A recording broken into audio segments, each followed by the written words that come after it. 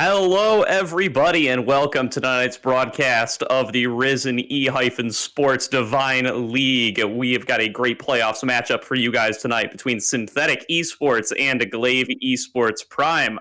My name is Gordo, and I am joined tonight by Goferino. Goferino, how are you doing on today's April Fool's Day?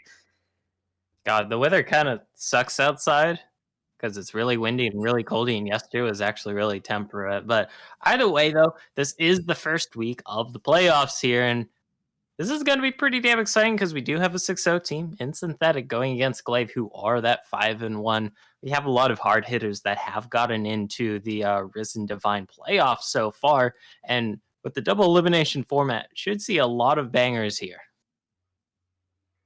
Yeah, absolutely, and we've really seen throughout a lot of the group stage. There's been a lot of really top heavy teams and a lot of bottom heavy teams, and now all of these really powerful teams that have gotten incredibly great records are all going to be facing off against each other in these early rounds of the playoffs. Synthetic Esports are coming in as the higher seed. 6-0 versus 5-1. Both of these guys have done absolutely great in the group stages. It's going to be really cool to get to see them face off against each other here tonight. Oh, for sure, yeah. And we are starting up the picks and bans here with Synthetic immediately taking the Nocturne, not wanting any of that shenanigans coming on through. Let's see what Glaive wants to respond with here, Gordo. Yeah, definitely a lot of options available and a lot of things that you want to ban in today's meta, but that's definitely going to be towards the top of the list with Seraphine going to be falling out of that bans list right away here. No surprises. I mean, she's still really busted, although she did take a fairly decent hit this patch with a hidden bug fix that fixed her interaction with Moonstone, which is kind of making her getting way too much extra free healing on that item. Either way, though, still very powerful, and a lot of beefy boys being taken off the table now. None of those big old engagers in the Maokai, Gnar, Galio, or Hecarim, which is going to pinch a lot of things when it comes to the top lane and jungle pool. But it does mean we have a lot of power picks available on the board here, Gordo. Yeah, Derpy Buns over on Synthetic has really just been spamming Hecarim Skarner for pretty much the entirety of the group stages. So with that Hecarim taken off the board, want to see if he wants to blind something like the Skarner or if he's going to maybe drift into another direction. But for the first pick, there's a whole sweep of options here available, and we're going to see what they want to go for. And it's going to be the locked-in Ornn. Just not wanting to have any more potential pinching in that top lane pool. As with the insta-lock, Ornn does give him that very safe top laner. However, though, Ornn not as blindable as he once was after all the nerfs made him somewhat easier to punish in lane in the right, or I guess wrong matchups. Never mind that, though, because the Ornn is apparently a Shin Zap. Yeah, just gonna have to keep that in mind. Ornn is Xin Zhao. I assume Xin Zhao is Ornn if that pick ever does actually come up over the course of this draft. I want to keep that in mind going forward. Just keep in the back of our heads that Ornn is going to be representing that newly buffed Xin Zhao, who I've heard even whisperings of being played in places like mid lane and top lane, while he's more of a traditional jungle pick. Definitely that increased dash range he has on challenged targets, all the other buffs that he's received over the course of this patch really have brought him to a much more powerful state, and now we're going to get to see him in a little bit of competitive play here. And the Braum lock-in would be kind of interesting here because typically when you see Jinx, you really want to punish the Jinx in the lane, and Tristana can definitely punish the Jinx in lane. It's just Braum is going to be very reliant on landing the concussive blows passive either with the Q or with just a normal auto attack to really help stack up, because you want to punish this Jinx in lane. You want this Tristana to really get ahead in this lane here. You don't want this Jinx just exiting the lane for free. Yeah, and the Braum plus 80 carry with attack speed buffs is a tried and true combo that's people have been dominating lanes with for years now. And Tristana, really one of the more aggressive 80 carries that's popped up into the meta lately. Definitely well equipped to punish something like the Jinx, just like you said. But Glaive going to be locking in this Lee Sin. Zadox has been playing a lot of Lee Sin down in the group stages lately. Not everybody's favorite meta jungler at this very moment, but Zadox has been seeing quite a bit of success on it, and he's going to be busting it out right here. Definitely. You will have to be making some magic happen in the early game, though, as is tradition. Zadox, I'm looking towards him to get some ganks off, get some pressure off in the early game. You want to get your team ahead before you do fall, of course, into that mid to late game Lee Sin power dip that is, well, trying to team fight with a Lee Sin.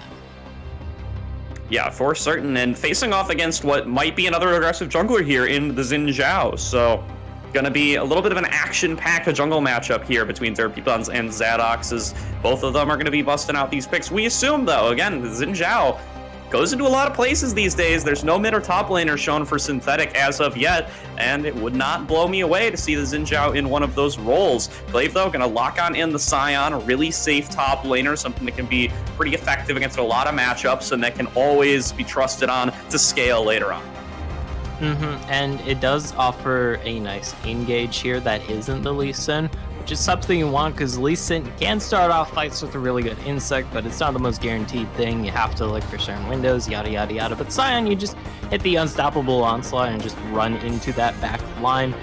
However, though, it is going to be responded with the Cho'Gath here, most likely in that top lane. So top lane going to be more or less just the battle of the grass rocks. Yeah, for sure. Cho'Gath, always one of those tanks that does really well into other tanks, and he is going to be filling that role here today. Also want to keep in mind, you mentioned the insects from the Lee Sin there. Also got to keep in mind the Zinsects from the Xin Zhao, something that really has been enabled a lot more as of late. He can dash from so far away now when he hits challenged targets that he can really look to flash behind somebody, knock in a target, or even just use the dash range itself to do something like that. I think of him a lot like Lee Sin in a lot of ways now post these buffs. And all right, we're gonna be seeing Ahri as the response to Orianna in the mid lane, but yeah, Xin Zhao buffs definitely were pretty big and landed him on a very positive note. Haven't seen a lot of him since people are still somewhat experimenting with him, if I do recall. Either way, though, we do have both our teams locked in. Yeah, we certainly do that. Ahri going to be the last one coming down through for Tilted. Tilted's been playing a bunch of Ahri as well. Glaive coming through with a lot of the comfort picks here in today's draft. They're got a lot of experience on all of these picks here, and that's exactly what you want when you're facing down something maybe a little bit new and untested like that Xin Zhao. And when you're facing down what are look to be quite a few counter lane matchups, at least in the side lanes. The Cho'Gath always does well into other tanks. The Tristana Braum, we've already talked about how that's really looking to punish onto this Jinx here. So those comfort picks for Glaive going to really be something to be leaned on here, especially because they do need to get the ball rolling early on with that Lee Sin. And comfort is always a good place to start, especially in a playoff series like this. But we won't really see the results come to fruition until we get into game here, really. No, certainly not. We're going to be getting into the client side draft here, but just to talk about these team compositions here, like we said, a lot of early game focus in from the junglers, but the scaling really feels like it favors Glaive at least. The Ahri is a whole new layer of an engaged champion now with that new Everfrost and with the kind of engage opportunities she can pull off with it. That Jinx always favored is something that can dish out a lot of AoE damage to squishy targets, and while there's still going to be some scaling on the Tristana. There's still going to be some scaling on the Orianna. It's really going to come down to who's able to get ahead early and who's able to snowball that way. Because both these AD carries are going to be absolutely massive if these teams play around them. If these AD carries get ahead, get kills, get items, whatever have you. Either way, both these AD carries are definitely ticking time bombs here, and I am curious to see which AD carry does come out on top. Yeah, no, and we're going to have to see if there's going to be some focus towards the bottom lane from any of either these junglers or either these mid laners, who's able to get priority, who's able to make roams happen. That's something the Ahri is pretty adept at, but it might be a little bit difficult to push in against an Orianna. She's always, part of the reason she's always this tried and true mid lane pick that is pretty much pickable in any meta is that she can control the wave really effectively. She can play far away from it while controlling it with the use of that ball, and that means that it's going to be tough to get some roams going, and it's going to be tough to look to protect this Jinx and Thresh. The Thresh, of course, going to be a major source of protection for the Jinx herself, but if this Braum and Tristana are getting advantages in the 2v2, it's going to be very difficult, and that's not even taking into account the Xin Zhao who's going to be coming in through the river. Because Xin Zhao can also be very aggressive early on, like the Lee Sin. Both of them have very good early ganks. Xin Zhao does bring a little bit more CC. Lee Sin brings a little bit more mobility, a little bit more control with the slow. But it's going to really depend on the jungler's pathing here, and also bot lane looking towards who gets the level 2 first, because especially if the Tristana Braum here for Iron and Kyle get the level 2 first, they can look to really just go in on a level 1 Yuki Bunny and a level 1 Phoenix main. Yeah, also gonna be curious to see who can really deal with Derpy Buns later on. We haven't seen too much of the Xin Zhao in competitive yet, but he does still have that invulnerability on his ultimate when for targets outside of the area of effect. And without a lot of real close-up damage dealers on the side of Glaive Esports Prime, it might be a little difficult to take him out. You can't kill him with something like Jinx Rockets without getting way too close to for comfort up against this pick. Maybe Ari can step up too, but once again, with that enhanced dash range, if he gets to challenge you, it's going to be really difficult to keep him off of your carries. So actually managing to take out the Xin Zhao might prove to be a little bit more of a challenge than Glaive Esports expect. It definitely does depend, since of course Xin Zhao not the tankiest champion. If you're able to burst him before he's able to jump onto your back line, that is a big deal. Especially since Derpy Buns might have to be the first man in some scenarios here. Timmy Turner on the Cho'Gath. Well, Cho'Gath, not exactly the biggest direct engage champion, since you don't have like the Cyan ulti where you just fly into the enemy backline. You don't have like a Gragas ulti which just flies into the backline. You just kind of have to walk through the meat grinder yourself. And Derpy Buns, if he is going to have to be the first person in all these fights, that might be a little bit of an issue if he's just focused down before he can do anything. Yeah, definitely going to come down to execution here. And with this being their B1 pick, it's clear that they're putting a lot of value in this Xin Zhao here on 11.6. And so it's probably going to have some big implications for the rest of this best of 3 going forward on whether or not this pick is successful. Because if Derpy Buns is able to pop off on this Xin Zhao, is able to make a big impact, then it's going to be pretty much something that Glaive might have to really look at to ban for the rest of the series. Is with new champions like this, you never really know who has it prepared and who has kind of put it on the back burner, is something to learn later on. So if that's a difference between these teams, that could represent a major advantage for Synthetic Esports. But who knows, because like you said, game 1 jitters are kind of a thing, and we're gonna have to be, well, okay, we can't really fully notice any of that once we do go in Gordo. However, the players definitely will, and For sure. they'll be looking to the pinpoint, no, like target, that's what I was looking for. Sometimes There you words go. are hard. But target any of those potential weak points, potential early game or early series jitters that the enemy team does have. Yeah, we'll see who's able to shake off those jitters first in just a couple of moments. We're going to take a quick break here, get loaded on up into the game, but don't go anywhere. We're going to be right back with Game 1 of Synthetic Esports up against Glaive Esports Prime.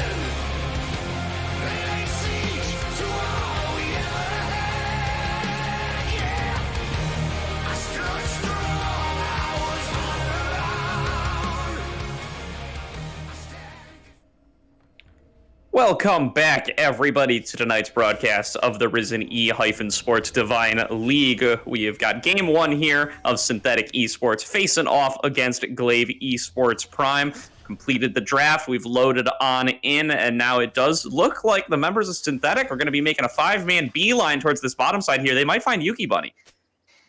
Let's see. That would be one hell of a thing to do on the first game of this series here, especially with local Risen admin and Snapchat hot dog Rando Joe watching them, as they are going to be spotted out here. So nothing too much probably going to come of this. There is going to be that deep ward. Interestingly, Zadox on this Lee Sin not opting to drop a deep ward of their own on the enemy blue buff. That would have been kind of expected there since you saw all 5, but not the biggest deal. Oh, Tilted, are you? Ooh. Yeah, no, Tilted was the first one to reply there upon seeing the members of Synthetic. He went in, dropped a little bit of a ward over there, allowed him to get a little bit of Q damage. That counts. We count those as an advantage, gold for Reno. And now it looks like everybody's just going to return to their business. Going to be both starting on the top side here, so no kind of real shenanigans here, and they're going to be aware of that on the side of Synthetic, as they did manage to get that ward down on the enemy blue side. Let's see if Kyle and Aaron go for this. Nope, just gonna opt for the immediate startup on the wave. Thought maybe they wait and see if Phoenix Main tries to face check that bush, but not gonna fall for that, or I guess they just pulled the trigger too early. Either way though, keep an eye out for level 2. We were hyping that up a little bit in Champion Select. Yeah, for sure here. Really curious to see also what kind of paths these junglers go for. They're both level 2 gank-capable junglers here, so want to see if either wants to go for maybe a little bit of shenanigans around this mid lane. It does look like both are just going to be resuming their clear as they were. The Xin Zhao Derpy Bun's actually going to be skipping his wolves here, going right down to that bottom side to make sure he's moving along with the times fast enough. I think that's somewhat typical pathing now, just the buff into camp, or buff into camp, then scuttle. I know buff into buff was popular for a while until they nerfed it, but like you said, that does open up a potential gank at the spot lane, and that ward in the tri-bush that was placed by Synthetic should expire by the time this Xin Zhao is looking bot. But never mind that, it might actually just be a bit of an invade here. There's nothing on this bot side yet. Zadox does have to be careful, though, because you don't want to path into this enemy duo. Yeah, they're calling over everybody from Synthetic here. Ukiyo has come on over as well. They're going to move right on in, but Lee Sin just going to take up that Gromp. He's going to dash over the wall. He's going to take a recall, and he's going to be feeling it pretty okay. It's a lot of time wasted from the side of Synthetic, but not going to be too much gold-wise lost out on here. Doesn't seem like Aaron cost any CS as a result, was able to just get the wave shoved in beforehand. Ukiyo maybe lost 1 or 2 here or there, but he's going to be able to return back to lane before that wave crashes in. Yep, the early back affording this Lee Sin, that long sword, it's gonna help him with clearing a little bit. Oh, Tilted might be in danger of insta-flash. Yeah, they are not done pressuring up into this jungle here. Tilted, of course, going to be forced to blow his flash there, and now they're going to get control over this topside scuttle. It is going to be a double scuttle start for the Xin Zhao. Got to feel very good as one of those aggressive junglers, especially in a matchup against another aggressive jungler who really wants to get the ball rolling early. But nothing too... Oh, there goes the tow truck. Okay. Nothing too big really coming of it so far. Both these early game junglers just kind of posturing a little. The double scuttle definitely going to feel nice here for Derpy Buns, thanks to that invade. But it's going to result in even CS here. Yeah, not too much of a lead broken out of by either side here. It's going to be the bot lane of Glaive Esports have kind of returned to that push now. They've managed to bounce the wave, and they're going to be getting a little bit of a crash in here. But got to be careful, as Princess Kyle and Aaron could look to go a little bit aggressive here. They land the Winter's Bite on to Yuki Bunny, but he's going to be able to just back on out of there. He's got the assistance of his Thresh. He's got the Dark Passage to escape. Dark Passage, one hell of a drug if you're in a mobile ADC, since you're like, oh no, I don't have a flash, then Thresh just throws out the homie bacon, and you're like, alright, peace. Oh, for sure, definitely. Good reason to pair these two champions together. It's why Thresh of Phelios was a lane for the longest time there. Still is, and the Jinx is going to be feeling pretty much that similar role here. A little bit of a death sentence there. Going to go wide on Aaron, hipping onto one of those minions. You can see Princess Kyle continuously roaming around to back up his jungler. He just pushed on up into the jungle yet again, got down another ward in the blue side, and Derpy Buns was hanging around there, but it does look like he was thinking about a recall. He canceled it, but still, now might look to collapse onto Zadox here. He has no real escape route here. He's getting collapsed on as he returns from the river, but is just once again going to be able to dash right over the wall. That's that Lee Sin safeguard, baby. And another important thing is that Derpy Buns is using the Audacious Charge as the instigator for fights. He's using it to initially get onto Zadox, which is a little bit suboptimal if you're trying to catch out that Lee Sin, because if you use your dash, then the Lee Sin's like, I will now use my safeguard dash to get away from you, and you're like, okay, I can't catch up. That's why typically you want to land the Xin Zhao W in that wind becomes lightning to get that slow, and then just slowly walk up to them. Ooh, Either way, a little bit of an engage. They're going aggressively here onto Ukio, but not going to be able to land the charm, and that's pretty much going to be the end of that gank there. Timmy Turner did use the teleport to guarantee some safety in that mid lane, and meanwhile, off of all of this pressure being put onto Zadox, Synthetic have been able to grab the first dragon of the game. Small advantages, but still no kills yet, no first towers. The only objectives taken is that one singular dragon. Dead even game for all intents and purposes. Yeah, certainly here. Even in the gold, you can see maybe like less than 100 to separate these two teams here. Definitely not too much to speak of. There might be something to say for the fact that Zadox has to continuously use all his wards for escapes rather than for vision. But other than that, the jungler CS, we can see it's still neck and neck, even with the double scuttle having occurred early on. Zadox has been able to find his camps. He hasn't really had anything taken away by Derpy Buns, even when they go for those contests on something like the Gromp. So still managing to stay up, still managing to stay even. Like, there's nothing really too big in terms of advantages across the map. The only real noticeable one is, I guess, the CS lead in the mid lane being at about 2.5 waves, which is definitely something that might manifest here when we see this next back from the Orianna come out. But given the tier rush here, it's likely going to be a very even back. Just never mind, there's the unstoppable onslaught. Yeah, going right on in onto Ukio here. They are going to be able to get the knockup. Now it's going to be a flash play coming in through from Phoenix Maid, but a nice 3-man shockwave almost going to net Ukio the escape, but he does get taken down by that last auto attack. First blood goes to Glaive Esports Prime. It definitely does cost quite a few members there, but that is a good first blood. Rexalis is in danger as flash.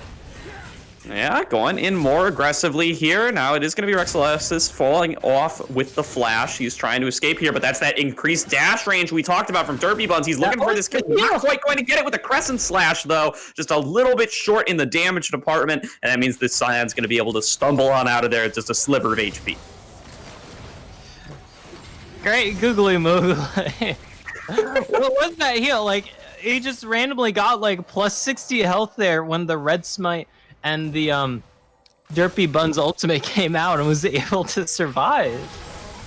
Yeah, and now Ukio getting engaged on yet again here. Zadox is once again here, but this time the charm is going to land, and Ukio does not have flash, does not have ultimate, and is definitely going to be taken down here. The Sonic Wave not going to land, but Tilted is going to be the one picking up that kill anyway.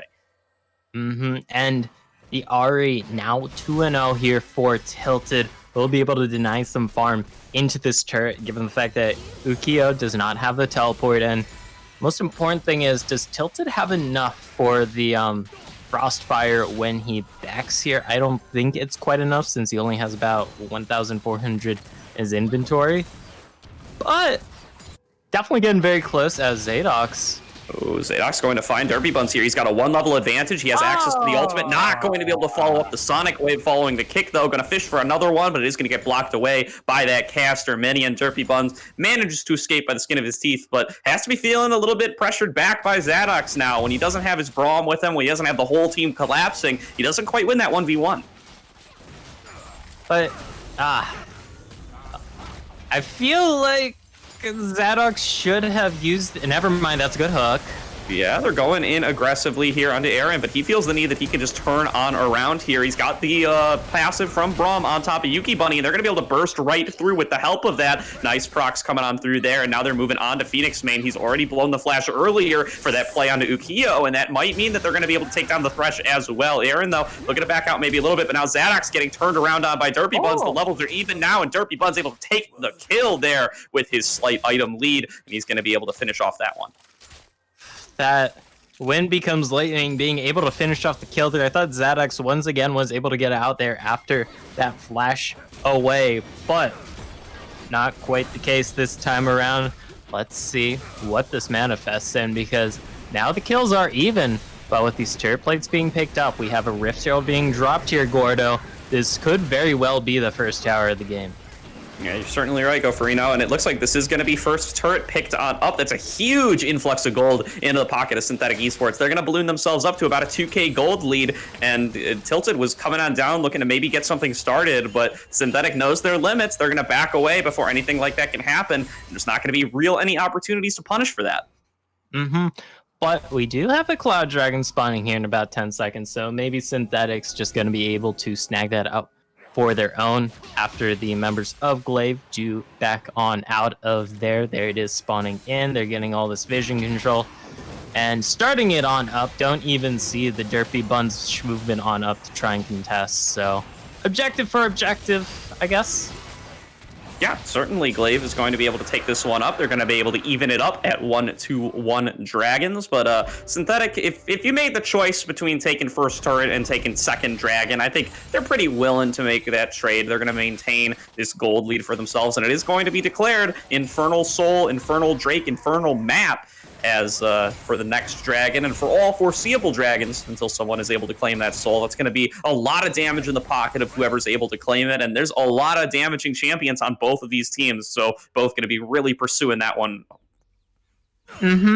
But the most important thing is, of course, going to be which AD carry between the Jinx and the Tristana happens to get that Infernal Soul, because both of them are going to kind of hit like a truck with it.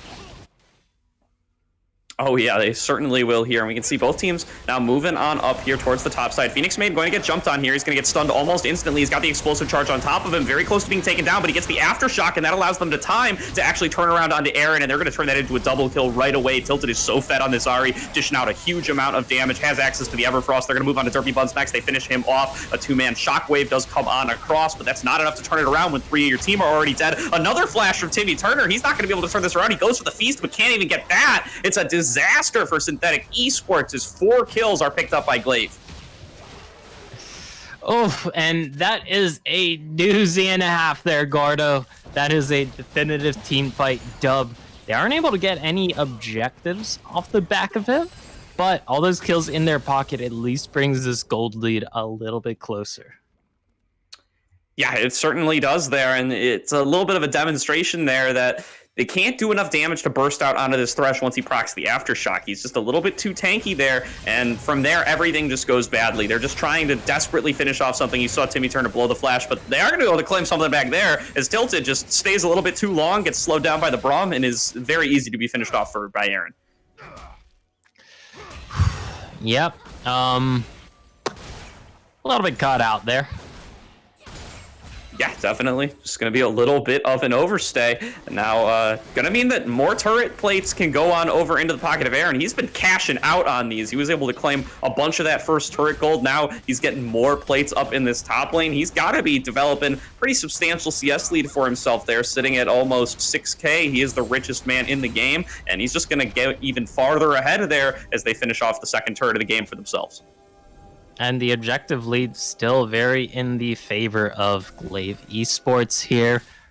Of course, it can be evened up if the enemy team and Synthetic are able to grab some towers of their own, since they are so, all those outer turrets for them to grab. But Synthetic, I mean, looking across the board, they really haven't chipped any of these turrets across the map. They've taken a little bit of damage, but nothing substantial. Yeah, we call that standing gold when you're struggling on esports side. You just say, we'll get it later. We'll claim it. We'll claim it after we win another team fight. But yeah, for the time being, that's going to mean that Synthetic is substantially ahead, and they're going to want to turn that into maybe some team fight wins. As their last one did not go very well in their favor, they're going to have to be able to make something happen. Aaron might be in danger. Second Rift Herald going to be started on up. Curious to see what comes of this, because second Rift Herald is always a bit of a luxury herald. First tower's already down, all the plates are already down, so you're just using this to just generate some free advantage. Maybe crack open the map a little, pressure a lane while you grab a dragon. Either way, another objective going very in the favor of Glaive Esports. Yeah, definitely going to be looking to most likely drop that one in the mid lane. They do want to, as you said, crack open the map a little bit. They want to create some space for themselves, create some vision advantages for themselves, be able to just move around and get picks to their heart's desire. But gonna need to take down that big one in the mid lane before they are able to do something like that. But not quite the best moment for it now. The bot lane of Glaive has rotated on up to that mid lane. They're aware of how important this turret is, and they're going to be looking to defend it. Not to mention, we do have 30 seconds until the first Infernal Dragon of this game. We do see some backs coming out from the side of Glaive, so they stock up on those wards, stock up on those items, be as powerful as they can for this dragon, because it will put you in the advantage for Dragon Souls. It'll help you get the ball rolling a little bit closer towards that Infernal Soul potentially later down the line. Yeah, and here's a great visualization of the difference those turret plates make right here. Look at the items between Aaron and Yuki Bunny for this upcoming dragon fight. Has a whole Zeal and 2 longswords on his opponent, does Aaron, and he's going to be trying to make that difference felt over the course of this fight. A little bit of a charm going to come on through, but it's just onto Timmy Turner. He's very beefy on this Cho'Gath. Ooh, just barely sidestepping the rupture by Tilted there. Almost could have been the end of him. Now he's going to be looking for the engage. The Everfrost not really going to land on anybody. More ruptures coming on through. Braum is going to get hooked on here. They're trying to move on forward onto him, but there's a lot of flanking damage coming in from the side. Ukiyo has a lot of damage on this Orianna. So far, nobody has fallen quite on yet, but Aaron is going to finish off onto Rexalis. He is going to go into that zombie mode, and he's just going to be sprinted right into the side of Synthetic, but they're able to take him on down before he can make anything happen here. It's now a 4v5. The charm is going to come through onto Timmy Turner. They're looking to keep the fight going onto him. Princess Kyle just throwing out Winter's Bites, trying to zone off wherever possible. The ball is there on top of multiple targets. Do not have access to Shockwave anymore, but blue team is going to end up claiming that dragon. Synthetic now has what they came for. They have a kill to boot, and now they just want to disengage. They're trying to run on away. Tilted does not have access to the ultimate. Probably not going to be able to chase too much farther. Oh, Flash Charm. Flash Charm comes on through. That's followed up with on the Death Sentence. Excellently played by those two there, as they are going to be able to finish the kill onto the Orianna. And now it might be a little bit of an overcommitment from Synthetic, as they want to go back in and save their mid laner, but aren't able to do so. The teleport is coming through from Rexalis. He's at full HP. He's very dangerous on this tanky Scion, and everybody's just going to need to book it on out of there. The ultimate's already come back up for Tilted at Spirit Rush on such a low cooldown. Going to be once again pursuing farther. Derpy Buns might be a little bit too far up. He's going to get hooked again. He's going to get charmed again. And he's going to get take it down. That's another kill picked up for the side of Glaive. They lose the dragon, but in the long run, they win the fight. Definitely the long con there, punishing the enemy team for just overstaying just a little bit too long. But still in the pot, or still behind is Glaive Esports here. Despite the kill lead they have, just the objective lead, and a little bit of the CS lead going in favor of Synthetic here, keeping that small gold lead they have.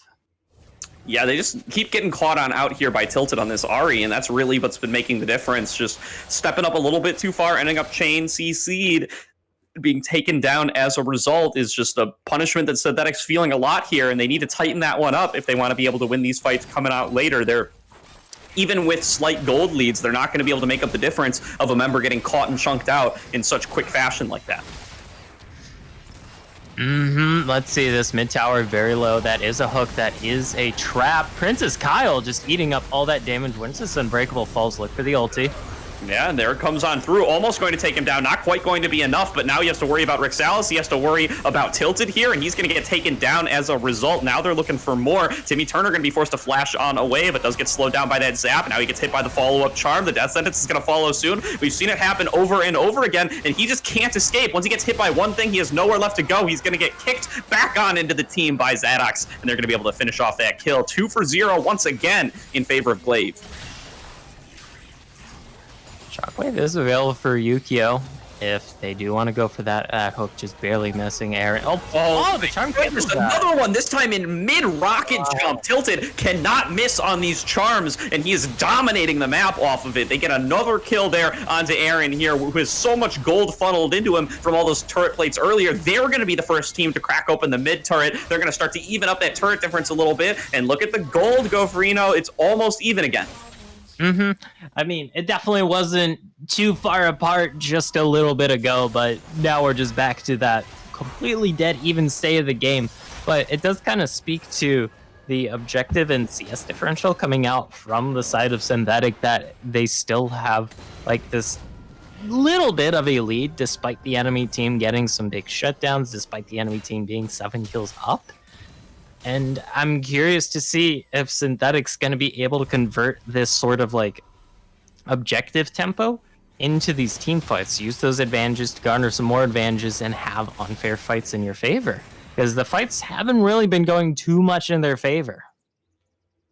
No, it really hasn't. They lack the huge pick potential that Glaive Esports really has access to there, and they either need to find a way to like just make the 5v5 start off right away so that individual members can't get sniped off before the fight really gets started, or they need to just stop getting hit by little things coming in from the sides. It's Tilted landing a bunch of these charms over and over again. It's Phoenix Vein landing these death sentences, and you just can't get getting hit by those straight up, or you're going to get chained into the other ones and you're going to end up losing out on the game. But they're starting off the Baron here with no vision available from Glaive Esports.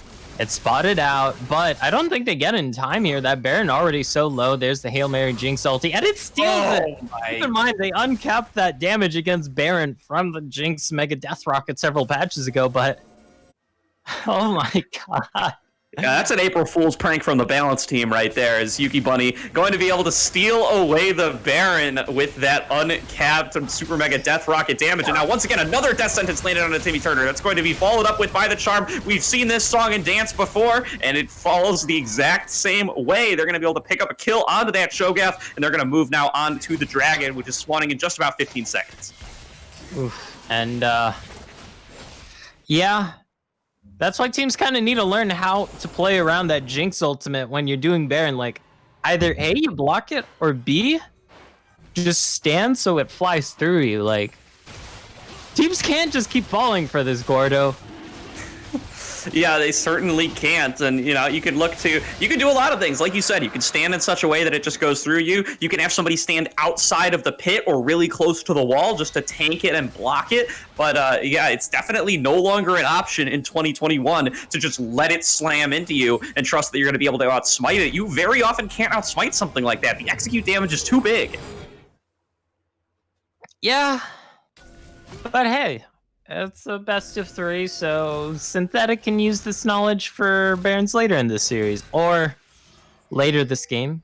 Assuming we do get to a second Baron. I wouldn't be surprised if we get to a second Baron. Either way, Rexal's going to be in a bit of danger here. There's the Audacious Charge, there's the Bop Up, there's the Knock Up, and there is the Zoom On Out. Yeah, the Unstoppable Onslaught going to be blown there, but not much else for the side of Derpy Buns. Can't knock in people that you've already challenged, although Zadox now going to be going aggressively here. He's going to get knocked back into the team, though. He's going to miss out on the Gromp. The Gromp has some fancy feet there as he's dodging away, trying to pursue his target. Not going to enable that Lee Sin escape, but the Dark Passage comes through. You always have a contingency plan. They're going to be able to get it, but Tilted just going to solo kill onto Ukiyu there. Once again, landing the charm, getting the Spirit Rush, and at this point, he's so powerful that he can't be killed. But Zadox, though, going to once again find himself caught, but once again, he's just going to throw it on the pink ward. He's going to escape. Now there's Death Sentence landed on a Princess Kyle, but he's looking to frontline for a fight here. Derpy Bun's coming on through, going to get that stun. He goes on with the Crescent Slash. Phoenix Main take it down incredibly low, but they aren't able to finish him on off. Now Rexalis is teleported in. He's looking to frontline. He's been stunned up, but he's backing on away. It looks like this fight is going to be stopped for now. Glaive might even want the re-engage as they're coming on him. They got tilted on the side. The charm going to be landed on a Timmy Turner. They're going to be able to follow that up with the Death Sentence, but they aren't able to finish off. Cho'Gath is just a little bit too tanky, but they do claim a turret for their troubles. Tilted, though, gets hit by the Rupture. He's getting engaged on. He's getting dived on by everybody, but he's going to be able to flash away. He gets taken down by Tristana nonetheless, though. Okay. And now with their primary damage dealer down, they've lost access to this Ahri, who was so fed, and they're going to be able to turn it around onto Zadox as well. A 2-for-1 fight, going to this time go in the favor of Synthetic. They managed to get the pick they needed. Very crucial pick there, although it does cost them a few towers there as they lose all their outer turrets, well, the last remaining ones that are them, and that mid lane inner turret. Still, good time to be picking up that shutdown. Stop this Baron push. Aaron has 3 full items as this Tristana with the Kraken, with the PD, with that fully completed Lord Dominix. He is going to be shredding through the enemy team. However, though, no QSS does mean he can be potentially vulnerable to any charms or hooks. Certainly does there. Do like this build for the Tristana, especially facing down something like the Scion. We've seen games even at the pro level go a little bit in a negative way when that Scion's just a little bit too tanky, can't be taken down even by the 80 carry. He just scales up so effectively, gets so much bonus HP from that W passive. He can be very difficult to take down. Lord Dominic's gonna put a little bit of a damper on that one. But looks like both of these teams, they got a little of a break here. They can just take some time to farm on up. Next Dragon isn't up for about 1:50. Baron is on about the same timer. No massive buffs left alive on either side. So they're going to be able to take a little bit of time to themselves. A little bit of time to calm down, a little bit of time to just chill on out, take a chill pill, whatever you want to call it. Either way, still a fairly even game. Definitely a little bit in the ballpark of Glaive Esports with the gold lead, but it's not an insurmountable gold lead, and it's really going to come down a lot to execution in these fights. Is Aaron going to stay alive, or is Yuki Bunny and Tilted just going to pop off and kill everyone on the enemy team? Yeah, something that only time will tell here, but important to mention, you don't mention Ukio there, and that's for a pretty good reason here. He's down a full item up against Tilted. He's been shut down quite a bit this game. He's got a nice CS lead for himself, but he is 0-4-1, and that up against the 14 kill participation, 100% coming through from Tilted, is going to be dwarfed in gold. Do have a dragon spawning here in about a little under 40 seconds. Charm does land, but it is onto that Giga Tanky Cho'Gath. Gonna take a bit of a chunk there, but Yeah, at least they're at the point where Cho'Gath's allowed to get hit by Charm, but Kyo definitely not allowed to get hit by that. But Aaron sees his moment. He knows that the Charm is down. He goes in for the kill, but Yuki Bunny able to snipe out there with the Super Mega Death Rocket. But look at Aaron. He's around on the back side. We're transitioning now down to the bottom side. Derpy Bun's going to get taken on down here. Aaron is trying to pop on up in this fight, and he's kind of doing it as he's just continuously raining down these auto attacks across. He's trying to finish off under Rexalis. Now they're going in for the knockups on to this front line. They need to take it front to back from this point on out, but they're not going to maybe be able to do so as Aaron is going in ever farther. He does end up being able to pick up 2, and now he's looking for 3, and he does manage to do it. Aaron, finding excellent angles in that fight, is able to pull it out for his team. And yeah, you got to take care of Aaron somehow. Tilted starting off that fight in a way that looked kind of good. You're like, yeah, he caught out someone, but he's way behind enemy lines and spends all his cooldowns to kill Yukio, who is 0-5 now. Like, you don't really need to be assassinating Yukio. It's handy, but you want to be killing the 8-2 Tristana for the love of God. Or sorry, for the love of Joe, since he is our Lord and Savior. Certainly true there, and yeah, need to be getting onto that Tristana, as we've been talking about how strong Aaron is in this fight, and now he's far and away even stronger. He was able to pick up so much kill credit in that last fight, so much gold going into his pocket, and now he's got to be looked at as one of the major players in this game. Tilted has a lot of tools to be able to get onto him, but needs to be able to use those in that way, otherwise they're not going to be able to stop him. Yeah, like, This Tristana now went 5 entire items compared to the 4 of his competition. Rando Joe, I know you're listening to us since you are producing, but if you could take a quick peep at the gold here to just show the differential in gold between these two AD carries, that is a full item's worth of difference right there. And that is rough, buddy. Yeah, honestly, it's maybe even a little bit more than an item here. It's actually, it's about 3K. I was baiting myself into thinking it was about 4K, but still very, very big gold lead for Aaron here. He's the richest in the game. He was before, and he continues to be now. He's substantially ahead of Tilted. He's substantially ahead of Yuki Bunny. There's nobody that's matching up with this guy. Let's not even mention Yukio. He's out of the game. He's a support of this game. Is the unstoppable? No, chained in with the Tilted. Rexalis is just getting melted through by Aaron's damage here. Aaron now going to go in onto Tilted. They do manage to take out Princess Kyle here, but now what can Synthetic get in return? It looks like not too much. They haven't found their angle, and so it does look like that fight's going to be disengaged. Tilted was on the backside, didn't find anybody, but didn't get caught out himself. He just was a little bit of a distraction, and if you are picking up kills on the other side, that's certainly something that Glaive Esports will take. That's sentence, though, coming through onto Timmy Turner. Aaron is over on the other side. He's going right in onto Tilted. He forces the summoners out, and they aren't able to get the kill, but now there is the Dragon's Rage coming through onto Aaron. Can they finish him off in time? Yes, they do so. Zadox has enough damage. He's able to burst out onto the opposing AD carry. They lost Yuki Bunny for this, but they do win the fight, and they're going to turn towards the Baron. I don't know if they do Baron here. They don't really have AD carry for it.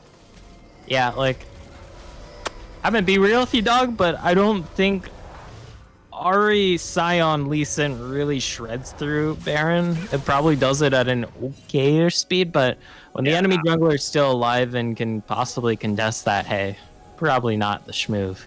Hey, they turned towards it. They didn't start it, you know? It's all about the debating, yeah. But speaking of enemy junglers, Dirt Buns still hasn't finished his second item quite yet, which I just noticed. Like, he's been sitting on the recurve bow forever, which has got to kind of suck as the Xin Zhao who wants to get a little bit ahead early and kind of really wants to have those sorts of advantages.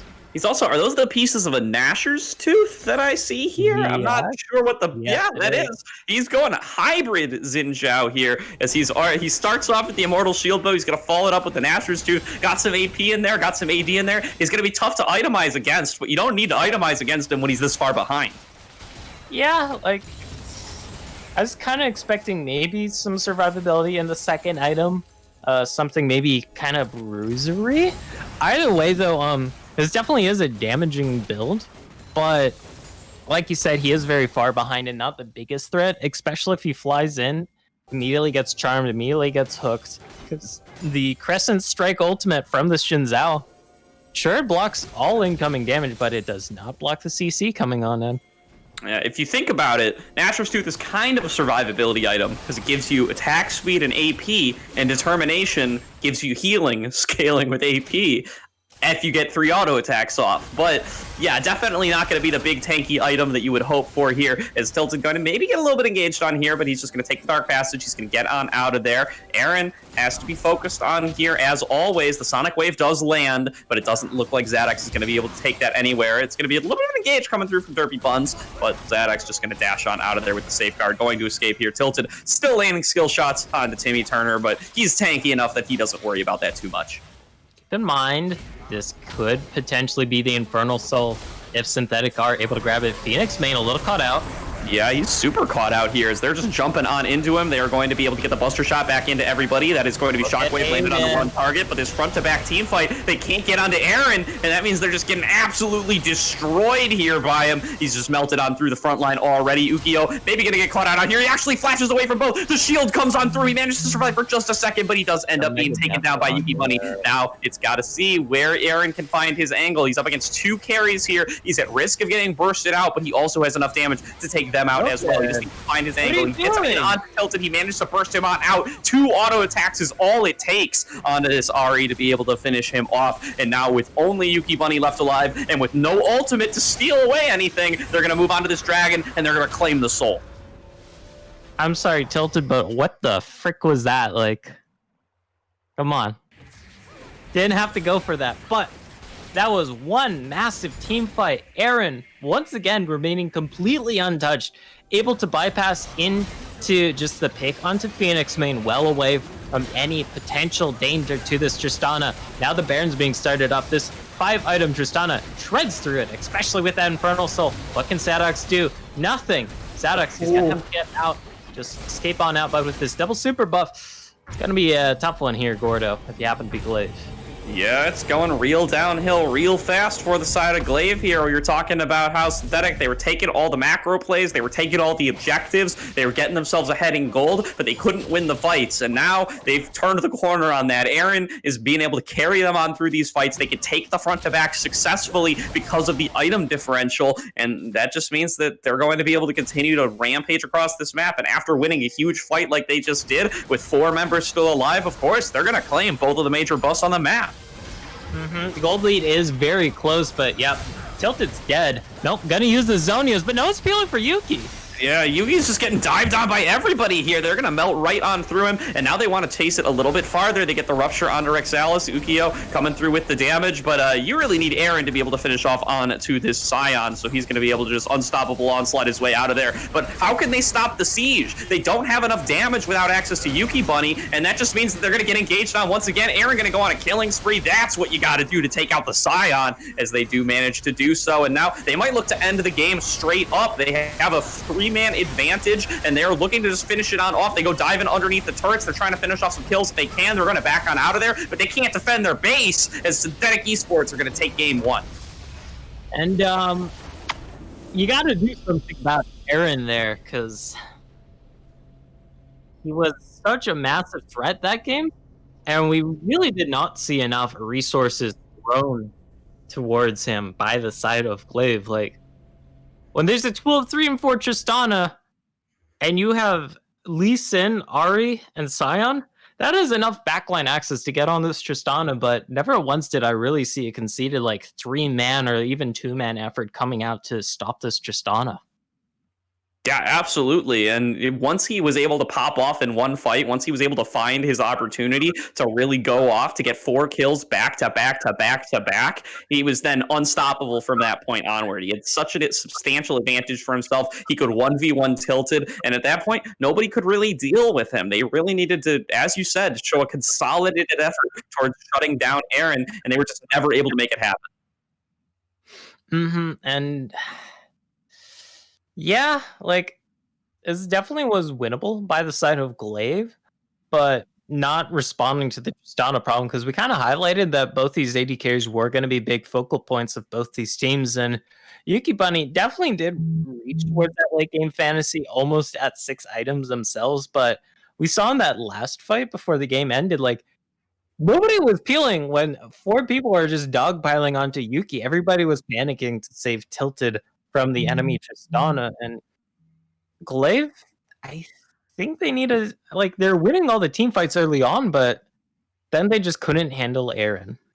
Yeah, and that's a 100% win rate for Hybrid Xinjiao here in the Risen Divine League. So gonna be chalking that one up as a W in the win column here, and want to see how Glaive are gonna respond draft-wise as we come on up into game 2. But we're gonna need to throw it to a quick break before we can get there. Don't go anywhere. We're gonna be right back here with game 2.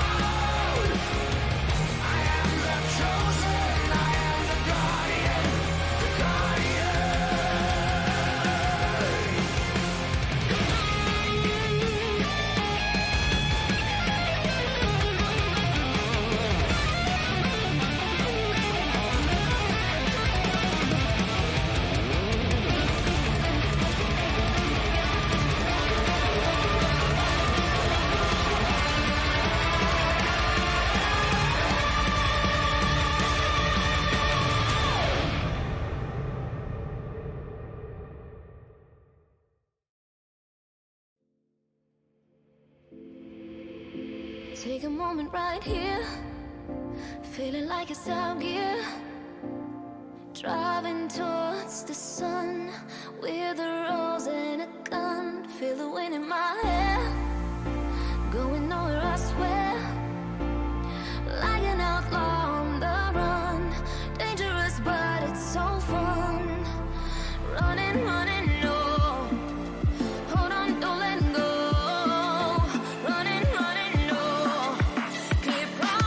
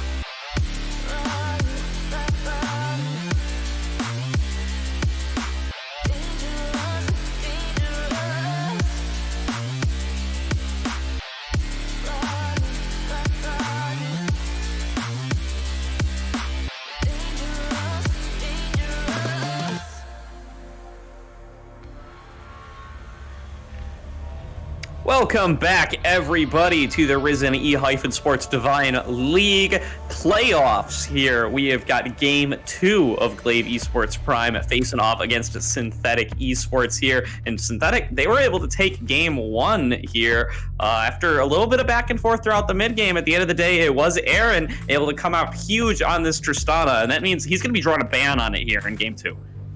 No surprises there. I mean, we're talking with a lot of the Risen admins like Rando-Joe and Julia-Thorn, and they're pretty surprised that Tristana was just able to have that much free reign last game, but not going to be seeing the Trist-Rana this game around with that ban. No, not at all, and very, very good marketing there. Go for Eno, I do have to say. It was, or go for -Eno, if that's what it's got to be from now on. Eno. Whatever the kids are into these days, we're nothing if not a slave to public opinion. Clout, as the kids call it, today's Twitter clout to be specific. Either way, though, a lot of familiar faces returning to the ban list. Your only new one is that Tristana. Let's see what Glaive wants to prioritize this time around, since they will be getting the first pick here, and they are taking their time, showing that, yeah, a lot of big things have kind of got through. Let's see what they want. It's going to be that Thresh, interestingly enough. Yeah, the Thresh is what Glaive took for themselves in the last game. It did perform pretty well, was able to land a lot of death sentences in follow-up fights, particularly in the fights that Glaive ended up winning. But yeah, it's going to be considered valuable enough that they want a first pick here. But Synthetic here, they're going to lock in the Jinx of Braum. They're keeping that same support from last game, but they're going to snatch up an AD carry that was taken from the opposing team in the first game. With Tristana on the ban list too, not going to be that classic Jinx counter available for Glaive. There is another classic Jinx counter available. It's called Draven. Don't know if Glaive Esports plays it though, and Draven definitely a hard champion to pilot, but you really want this Jinx to just not play lane. You pick the Draven, pick it with something that can all in, like, I don't know, say a Thresh. Either way though, it's gonna be that Ashe paired up with the Thresh. Gonna be interesting since it is a lot of CC, but Ashe not known for her burst. And the Braum Unbreakable does have an easy time blocking that Enchanted Crystal Arrow ultimate. Certainly does, but can hopefully use that volley to be able to at least produce a little space up against this Jinx, bully her in lane a little bit. Maybe the best option they have available here without access to that Tristana. Glaive now going to lock in the Lee Sin, second game in a row, and it's going to get met with the Xin Zhao once again. We're running it back in the jungle matchups. Go for A lot of run backs here, a lot of familiar faces returning to the Rift. The only new face here on the Champions Select so far is that Ashe. Granted, the Jinx did change hands. To get into technicalities here. Either way, we are getting into the part of the ban phase that comes after the hyphen. So we have gone through bans, and now we're on hyphen bans. Indeed, we are. And now Going to be seeing the Ari hitting the ban list for Synthetic. Like that adaptation there, as Tilted was really popping off on this pick in the last game. Going to be wanting to take that one, as well as his Echo off of the table here. That is going to be two of his really most played champions thus far here. The third that really comes to mind for the season so far is the Corki. So let's see. That's definitely a different look than these kind of dive-in assassin-y picks. So we're going to see what Synthetic wants to take here. Going to be mid or top lane. We're going to find out which one in just about 1 second. It's probably not Aphelios. It's probably a different champ. It's Orianna. Okay, man. Interesting, though, because I thought we'd see the top lanes locked in, because both top laners last game were more than happy to just go tank versus tank. That was nothing too much going on in the top lane. Every time directed cam took a top player, it's like, oh, look, Sion Sturgeon Q or Cho'Gath lane did a Q. Wow, they traded grass procs, so let's go back to bot lane. Yeah, but it is going to be the Orianna locked in, and hey, I called it, at least a little bit. It is going to be the Corki coming in through from Tilted there. He's going to go towards another one of those comfort picks. Going to be a fine matchup up against the Orianna, and now it is also going to be the Sion coming through for Glaive. They're looking pretty similar to how they looked last game. I'm going to be honest here. They got a little bit of a switch up in mid, a little bit of a switch up at 80 carry, but they're going to be running it back with most of the same team comp that they brought onto the red side in game 1. Now Synthetic, they have counterpicked top side. We know what they chose last time. Who could have predicted it? It's going to be the Cho'Gath here. Just more grass procs every time directed camera goes to top lane. Gonna have a fairly standard mid lane here too, with the Orianna versus Corki. Not too much kill threat on either side, unless junglers get involved, unless the package is involved from Corki. But speaking of junglers, it's definitely going to be a little bit of the jungler show once again in this early game here, Gordo, because they'll be the ones that can make the impact on the map and can get some of these lanes snowballing ahead. Yeah, for certain. Glaive, honestly, while they only have 2 champions different, those 2 champions really do change up what their capabilities are quite a bit. They're almost more of a poke composition now, as they have so much range on that volley and on that missile barrage coming through from the Corki that they can really start to try to soften up these targets before the Sion and Lee Sin even go for some kind of dive in. Let's see, because a lot of things can happen. Yeah, absolutely. I mean, a lot of possibilities coming through here, and that kind of poke is, you got to watch out for something like the Braum as well, too, as the Braum going to be one of those champions that you generally pick up against something like that poke. But with the Braum face up, they've opted into these picks nonetheless. They believe in their ability to be able to execute on this composition, and Glaive's going to have to here, or they're going to drop down into that loser's bracket. We are only in best of 3s at this point in the playoffs, so it's gonna be now or never. Well, maybe not never if they can make the losers bracket run, but it's gonna be now or much later. It's gonna be now or weeks later for the side of Glaive. Yeah, and loser brackets runs are always the hardest, most stressful, because you're just constantly sweating bullets. Like, is this gonna be the series that drops me out, or will I pass the hyphen to get to the next series? Much like E-Sports. Either way, though, gonna be once again a little bit of focus coming onto Aaron, because he is on the Jinx, similar to the Tristana and hyper carry here, Gordon. Not as aggressive as the Tristana without that jump, but still all that damage. Oh, certainly a whole bunch of damage, and it's really going to be. I feel like Jinx is almost gated by those get excited resets by quite a big margin. It's really up to whether or not you can get that first kill. If you can get the first one down, if you can get the pick, if you can keep them CC'd up with this Xin Zhao, with this Cho'Gath, with your own Braum, then being able to get the first kill, get that attack speed and movement speed buff, and rampage on through the fight gets a whole lot easier. You do have to get those auto attacks off, and it wasn't the best of luck for Drippy Buns last game on that Xin Zhao. Definitely a little rough in GL. Yeah, I'm really curious to see how this Xin Zhao goes on the run back. They put a lot of pressure onto Zadok's early in game 1, but weren't really able to convert it into anything substantial. They weren't able to get any kills. They weren't even really able to steal away any jungle camps. So it was kind of more of a more of a visual advantage than anything of real substance there. And I'm really curious to see what the Xin Zhao looks like when it's kind of ahead earlier, when it's developing the way that you kind of hope it would, because it clearly fell behind in that last game pretty substantially. We brought up way later into the game than we should have probably that he was only on 2 items for a really, really long time, and that second one was the Nashor's Tooth that really didn't come through until he was getting lapped by the opposing jungler by the end of that. So we're definitely curious to see how the Xin Zhao can look in a fresh setting. Okay, to be fair, it was kind of hard to know if the Shin's out when he's that far behind. Like, no VM perfectly runs his way. Like, there definitely was some unfortunate circumstances, not the best of luck, but it still kind of stands that when you're that far behind a Xin Zhao, like, you're kind of a little bit of a non-factor, it feels like, in a lot of fights. And, oof. For sure, but Reddit told me this champion was going to be busted. I want to see it. I want to see it come on out. I want to see it perform. And I want to see if it can solidify itself a place in the meta going forward. Yeah, we'll need to see, because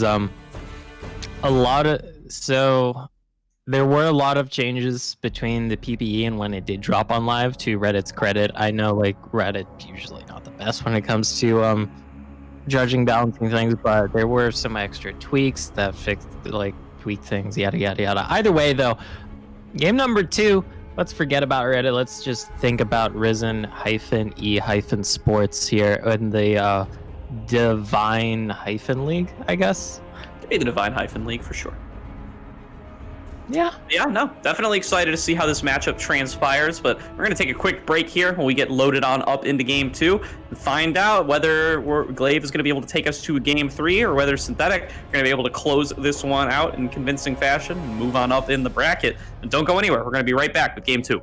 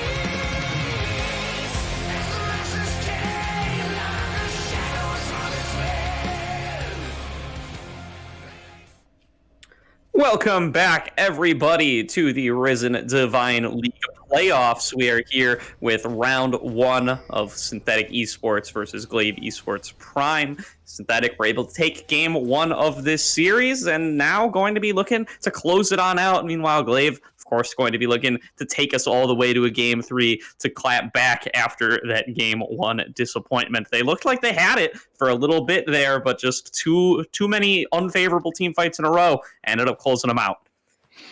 You got to stop a Fed Tristana. Who knew? But there's no Fed Tristana this game because there is no Tristana The there. ban button's the best way to stop it. That's true. That is very true. That being said, lines of scrimmage being set on up. Both these junglers hovering for a bit of a mirror start, actually, which is interesting. Looks like Zedox might be trying to look to put a little bit of pressure onto Aaron and Kyle early on with this Lee Sin. It can be a little bit hard since you do need to land the death sentence specifically onto that Jinx. Because the Braum just uses the stand behind me to get on out of there. Never mind that, though, because we do have a little bit of an early invade coming out. Aaron gonna get a bit of damage onto Tilted there. Tilted gonna not be liking that too much. And this invade gonna be going off without too much of a hitch. We do see a red ward up there in the entrance of Glaive's topside jungle. Yeah, you mentioned that Zadox might be looking to pressure into this bot lane early, and maybe the members of Synthetic heard you a little bit there because they're going to take some proactive measures to prevent it here. We're going to go into a little bit of vertical jungling here, and that means this bot lane is going to be left pretty much entirely alone for the side of Glaive this game. And that's kind of chilling if you happen to be the Jinx lane. Don't want to be under too much pressure. The Ashe can't really pressure you to. Never mind, Zadox. Punish Zadox for the attempt at the vertical. The red buff gets stolen away there by the side of Derpy Buns. At least I'm pretty sure it did.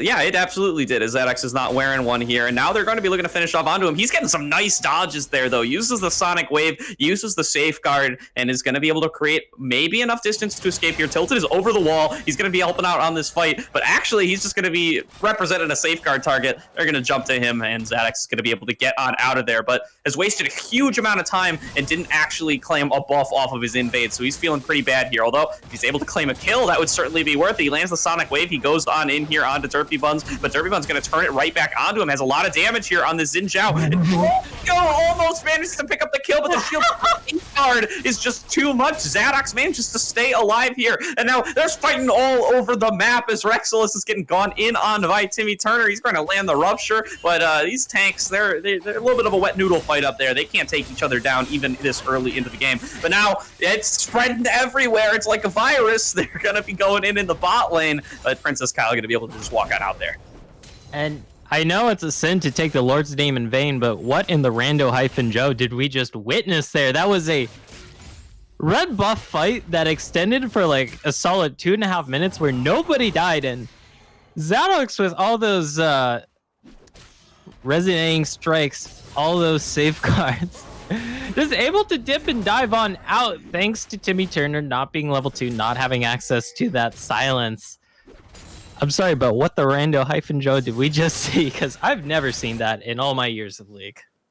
Yeah, no, this is a bananas early game there. Some crazy plays coming through from the side of Synthetic here to try to get an advantage in the early game. We thought that they were going hard to try to punish Zadox in game 1, but they hadn't even shown us the half of it here as they're altering Derpy Buns' pathing all over the place to try to get a lead against Zadox. So they steal away the buff, so he is pretty likely to get 3 buffed here. The blue buff is actually still alive for the side of Synthetic there, but unlikely to be invaded by Zadox. It's likely going to end up being an extended 3 buff here, and it's a little bit of a lead for Derpy Buns, at least more so than he had in game 1.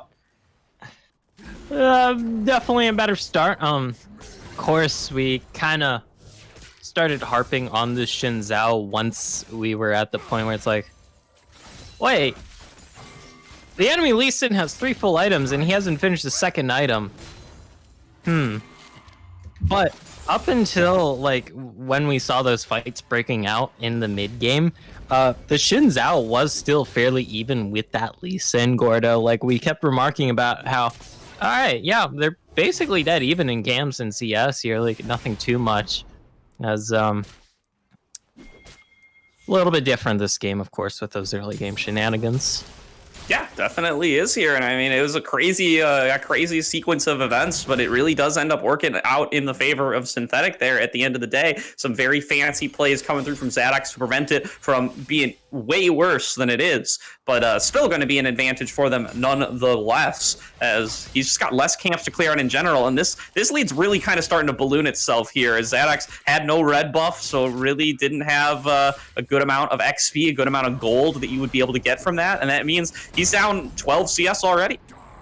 About 3 camps. Not the end of the world, but if it keeps snowballing out of control, that can be an issue. As I'm just quickly taking a look at the top laners here to see who's winning the Grasp Wars. And fun fact, Timmy Turner is winning the Grasp of the Undying battles with 2 extra procs. That is an extra 10 health on this Cho'Gath that Cyan does not have. Yeah, and Synthetic now going to move right on into that dragon. They're going to claim it for themselves here, and that is going to be Infernal Drake number 1, and only one that's going to be in the pocket of Synthetic.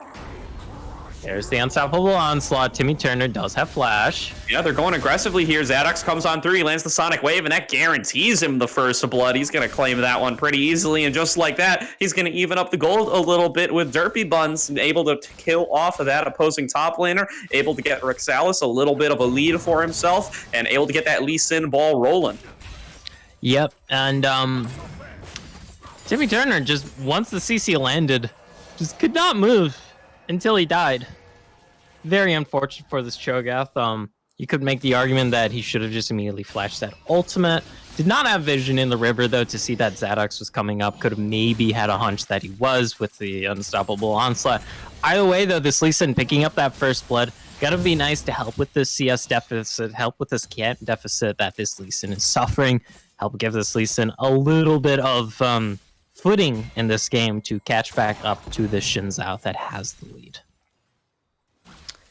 Yeah, certainly here in Ukiyu, having a much better time in lane as well than he had last game. He was really getting bullied away by Tilted's Ahri in the first game, but now he's getting a health lead, he's getting a CS lead, but now he's getting ganked, as he's going to have to use the Aftershock there, or the Shock Wave, rather, to try to protect up against Zadox going in for this gank. Zadox is going maybe just too deep here. He's going to get feasted on down and taken out by Timmy Turner, getting a little bit of revenge from that gank earlier, and that's just going to be it. Synthetic Esports turns around the gank, they pick up a kill for themselves, and that's all that there is to it. Oh, and the hubris of man, as I like to say, because it's always just so close to tasting victory, but it's just always out of reach. Well, Derpy Buns getting a little bit of hubris of man here as well, as Rexalis going to be going aggressively in onto him, going to land that decimating smash, but he's got the backup of his top laner. He should expect he's going to be able to escape here. Freshly packaged Tilted is coming on around in the area as well, but likely not going to be too much happen. That was an enchanted crystal arrow. That landed onto Timmy Turner, but they have no follow-up for that. Yeah, maybe a little bit too hype-y on that enchanted crystal arrow, like... Don't get me wrong. All the way from the bottom lane though, so he didn't know for sure how the play was going to play out. But yeah. I mean, it's impressive that he hit it. Yeah, like don't get me wrong. I love going for those cross map and shit as much as the next guy, but you kind of got to predict them sometimes. That's why in solo queue, at least back when I actually played solo queue, when I would play Ashe, I would just ask my mid laner, hey, if I land an arrow, will you be able to get a kill? If they say yes, next time I recall, I just fire an arrow straight down the lane and try and hit the enemy mid laner. Speaking of hitting on enemy laners, Derpy Buns. Yeah, Derpy Buns going to be moving it on here. The Unstoppable Onslaught going to come on through. Nice heads-up play by Ukiyu, though, to block onto it and to guarantee themselves the kill. They do manage to finish off onto that Cyan there, but Derpy Buns actually getting turned on around against here. He can't stop Rexalis. He's got the zombie mode. He's doing so much damage. Tilted going to run on forward, going to be able to pick up that kill, but can he escape? He takes the Dark Passage. The box comes on through, but Ukiyu flashes forward, finishes off the command attack and the dissonance, and now they're turning on to Zadox. He's trying to escape, but he's going to go down to that clockwork wind-up auto attack. 2 more kills in the pocket of Ukiyu, having a much better game than game 1. Yeah, just a little. From what last game he was 0-5-1 at one point. In this game 3-0-1. I'd say that's a bit of a glow, bit of a difference. We have passed the hyphen mark. That was game number 1. So new game, new you.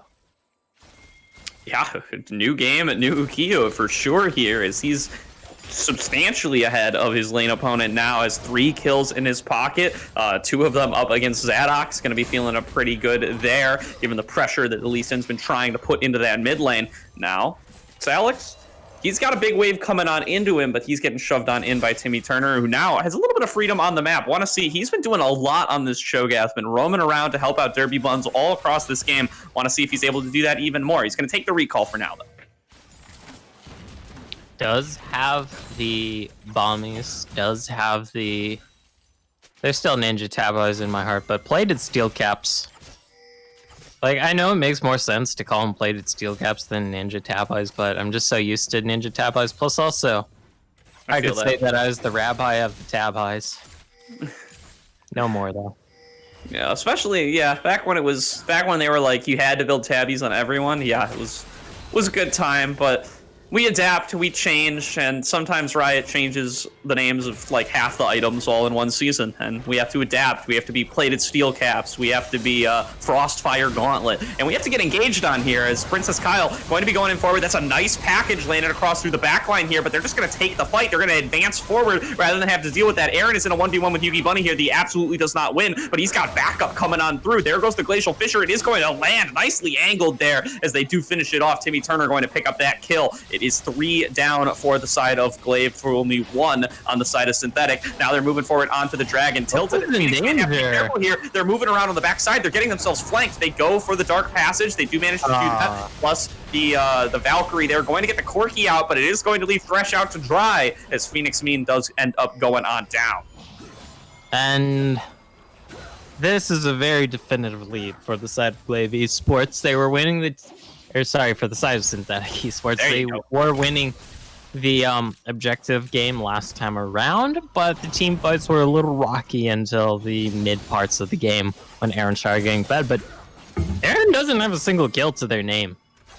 It's all in Tippy Turn, it's all in Yuki as Derpy Buns. Derpy Buns gonna get caught out there as I spill a bunch of water on myself, and he's gonna end up going down. It's a nice little kill picked up back in the pocket of Yuki Bunny. He's gonna be appreciating that, as he was expecting to be probably a little bit ahead in this lane, but he's actually getting out CS substantially by the side of Aaron. Yep.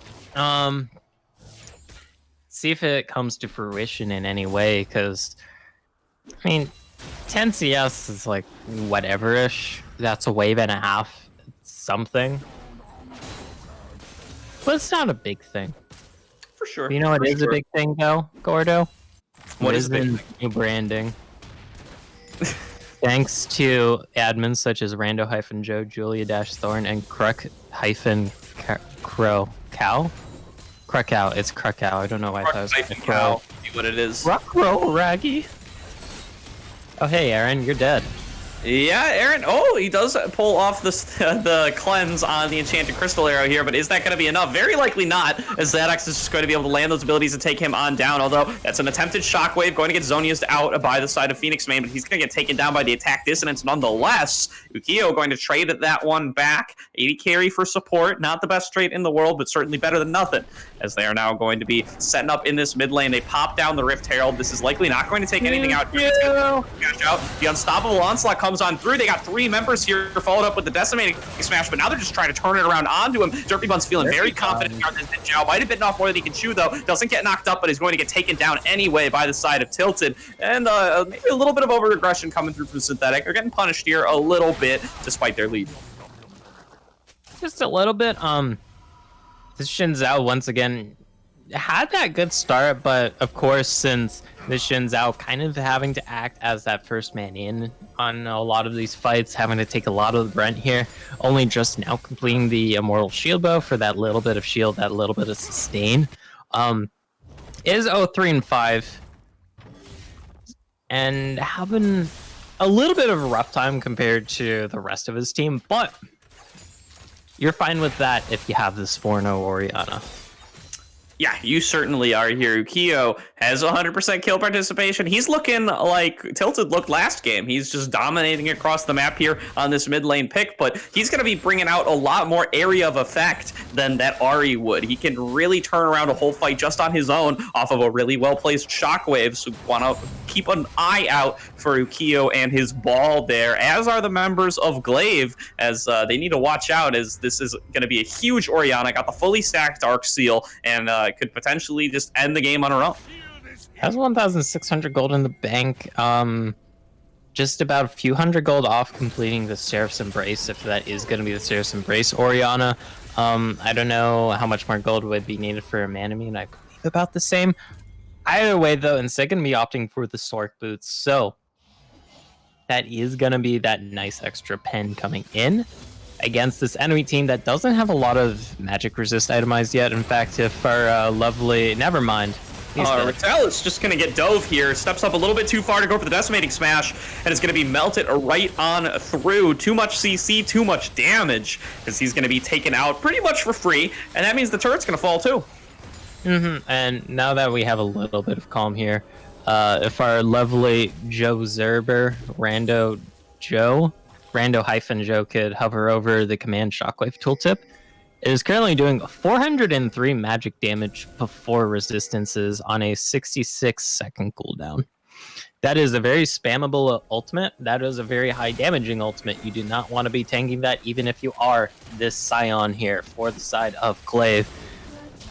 And that's a scary prospect. It certainly is, and now with the third dragon of the game spawning, we can see the side of Synthetic have been very good about being here on time, and they're once again got their timers down. That's going to be a couple of knockups landed onto Zadox. He's getting bullied here. He's going to have to dash on away, use the blast cone, and that means he's nowhere near this dragon. He's not even in the same time zone as it, as they're going to be bursting down onto it, trying to take it down before the Lee Sin can get back, and they do manage to do so. And there's that 3-man shockwave we were talking about. It was a good package engage for the side of Tilted. And actually, Yuki flashes on forward. Has already picked up 2 kills. Is going on to Yuki now, and now it looks like, oh, but that's going to be a flash away. Nicely played there, and they're going to be able to get the rupture down to finish off onto the opposing AD carry. Now Ukiyo has to take an opportunity to carry this fight, or they're just going to look to disengage. Timmy Turner going to flash on forward, going to finish off another one, and now he gets on to Tilted. Another attack distant combo going to finish that one off. Call that a third one, as Ukiyo manages to finish off the fight. Nicely played there on the Orianna. They are going to finish off the unofficial ace, as Phoenix Main has already respawned. And yeah, that was a big shockwave. Aaron does drop there, but when you trade the Ashe for that, that's not exactly worth it, since this Ashe with the 3 kills is currently your main carry, has that mythic item completed, basically almost on the threshold of that second item, whereas Tilted kind of put far behind on this Corki. 40 CS down, obviously a lot down in the kill department, and the objectives department. So not really going to be catching up to this Orianna anytime soon, which now has the Zonias to boot just for that extra layer of safety. I like that, since we did see a lot kind of committed to try and finish off that Orianna in the last fight, although I do kind of want to see these stacked items finished, like get the Magi's or get the Seraphs here, buddy. Yeah, perhaps, but you know, it really does feel like, given how these fights are going, that maybe Glaive is just a little bit cursed here. They keep going in onto whatever carry is less important for the purposes of the game. Last game, they kept picking off Ukiyo. They were forcing him into a terrible stat line, but Aaron was just popping up on the backside. And then in that last fight, Tilted sections off Aaron with a nicely placed package, can finish him off incredibly quickly, but Ukiyo stays alive, positions correctly, and is able to carry the fight. They just can't get the carry that they need. Yep, and oof. You really need to be taking down this Orianna. I mean, you're not really going to be taking down this Cho'Gath anytime soon, with just how tanky he is. Granted, this Cho'Gath kind of rocking the component build, has a big old punchy fist, has some boots, and has various chest pieces and attires. Going to be very bundled up, even though it is going into spring now. Rixalis, he isn't going to survive this if that does land. Yeah, it could be the slow from the Winter's Bite, but he does manage to buffer the unstoppable onslaught. He's going to be able to escape with that one. But yeah, you were saying it. This Cho'Gath is massive here. And I'm not just talking about the bonus size he gets from his ult, and I'm not just talking about the bonus size he gets from the Frostfire Gauntlet. I'm talking about all of these items that he's built up for himself, all of these kills that he's managed to get. He's going to be very close to unkillable.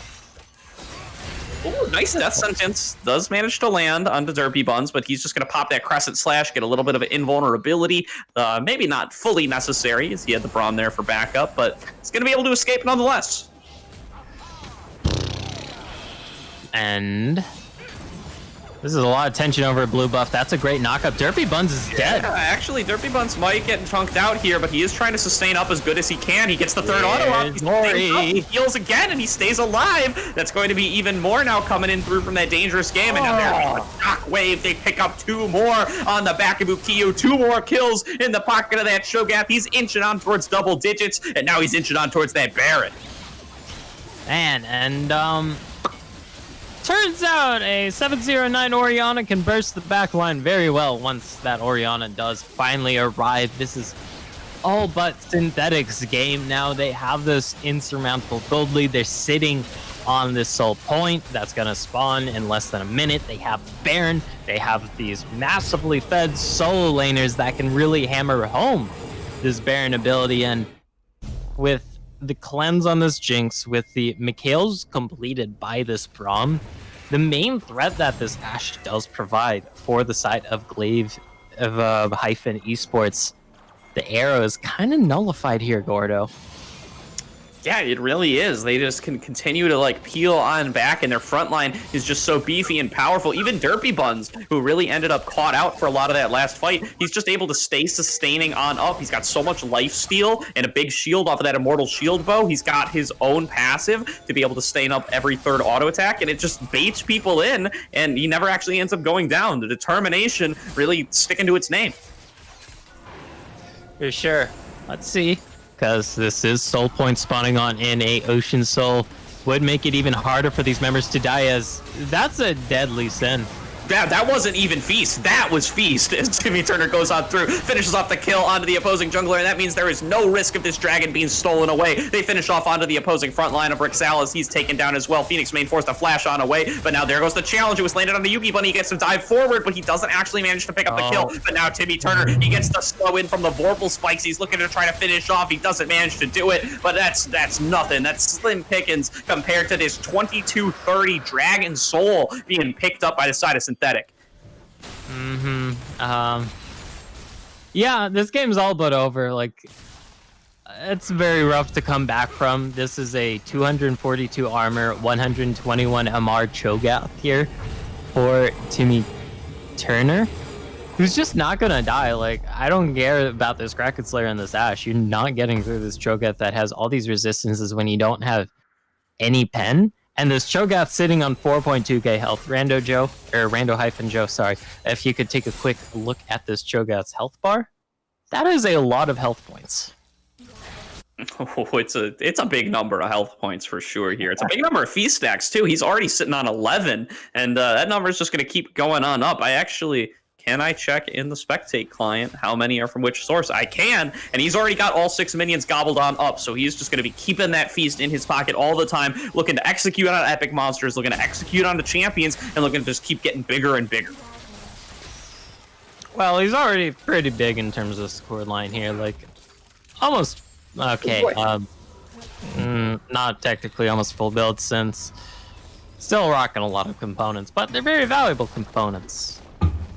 Yeah, but he is physically large and imposing, though. Not even level 16 yet, and still towering about next to the turrets here. Just wait until he ticks on over into that level 16. Wait until he completes some more epic items. He's going to get even bigger, and it's going to be hard to really even hit anything on anybody that isn't Cho'Gath. Chat. Zadox going in aggressively here on Aaron, but he's just getting turned around on in the 1v1, and now with Derpy Buns coming on through as well, they're going to easily pick up that kill onto the opposing jungler. Maybe a little bit of desperation coming through from the side of Glaive as they are continuing to just lose out on these fights. Timmy Turner just face tanking up on this turret. He gets a big old Orianna shield on top of him to tank up on the turret, and he just doesn't even care. He's marching on forward with the rest of his team. They're taking that top inhibitor turret. They're taking that top inhibitor, and now once again, are they looking for one inhib game? And that's a nice hook though, landed onto Ukiyo. That's what they needed. He gets forced into the Zonias. Can they finish him off afterwards? He gets the shockwave off, but he does not end up going down. He manages to escape, and now they're just advancing forward. They've already picked up 2 targets, and they're looking for a third. They do manage to get it. Timmy Timmy Turner going to end up shut down for it, but they do manage to finish off onto Scion. They manage to finish off onto Thresh. They manage to finish off onto Corki, but Zadox has respawned, and that means they're going to play it safe. They're going to retreat here. They'll come back later.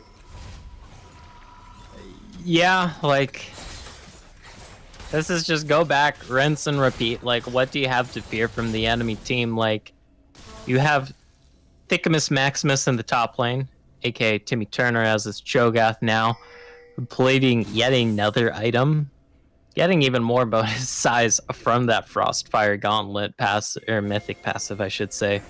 And yeah, this is just gonna be Spain, but without the S here. If you happen to be Glaive, they are going to be having to either pull off a miracle here in this game to bring into game 3 Gordo, or pull off a miracle in the losers bracket and then just make it all the way to finals from there with no mistakes allowed.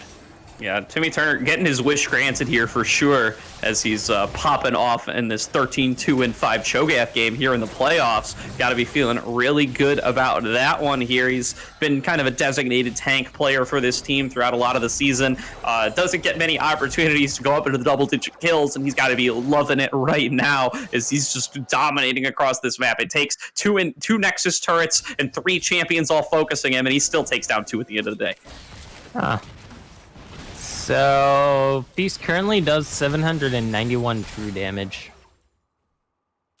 That's the champions, by the way, not to objective, so it's a lot of damage. Keep in mind that's also not the rank 3 ultimate quite yet. It will go up another significant amount, and he'll get even more HP per stack from that next level up.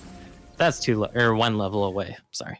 Yeah, he's gonna get even bigger too. He's gonna get even more size increases, so he's gonna block out on even more of these missile barrages. And usually not a stat you think of too much, but actually kind of might end up being at least somewhat relevant here, as Cho'Gath's just so massive that it's going to be really hard to land skill shots past him. Zadox is going to be looking to land Sonic Waves onto key targets to be able to go for those insect plays, but how do you ever hit a Sonic Wave on something other than this massive Cho'Gath playing frontline? As they're starting off onto this Baron here, this is likely going to be the game-deciding fight. Timmy Turner is taking frontline 1 versus 5. There goes the package into the back line. He's going to split up those targets. He's going to dash over the wall, but that means he's kind of left his team out there. House is getting focused on down. He's getting taken out. That's the front line down. That's a big rupture. Yeah, now they're going ever forward. They're going to try to pick up with the Glacial Fissure there. They're going to get some attacks on to Yuki. Yuki's going to go down to Ukiyo. And now with those 2 members down, that's really all it takes. You can see Ukiyo already teleporting here onto the base. They want to finish off this game. They're going to ignore this inhibitor turret because they have their eyes on the prize. The prize is the Nexus. Prize is the Nexus. In this first round, they are going to get the 2-0 in this series, living up to the Risen rebranding here to Risen E-Sports or Risen-E-Sports-. Either way, though, a 2-0 coming out, and the second game just looking so much more dominating from that first game, which was much more even. Yeah, no, absolutely. Just Synthetic really shedding the training weights there, coming out to play here, going for some wacky pathing early on in the game to shut down that Lee Sin. And, maybe that's not responsible for everything that occurred in this game, but definitely didn't hurt anything as they were able to build up a substantial lead for themselves, and they just never let go of those reins once they had them. And they will be moving on to round 2 and knocking Glaive down to the losers bracket here. Glaive not entirely out. They do have the losers bracket, but the losers bracket is a losers bracket. You have a hell of a way to go if you do want to hit the finals here and get that hashtag Risen Divine -dub. Yeah. For sure. It's going to be a long and a hard road from the round 1 losers bracket. As anyone who doesn't know, all top 8 teams here, just in a true double elimination bracket. Going to see who their opponents are here later on in the night. And going to see who ends up playing on this very stream next week. But that's going to pretty much do it for tonight's broadcast. An excellent 2-0 by Synthetic Esports. Congratulations to them as they are moving on up in this bracket. And thank you, everybody, for tuning on in. Have a great night from myself and from Go for Reno.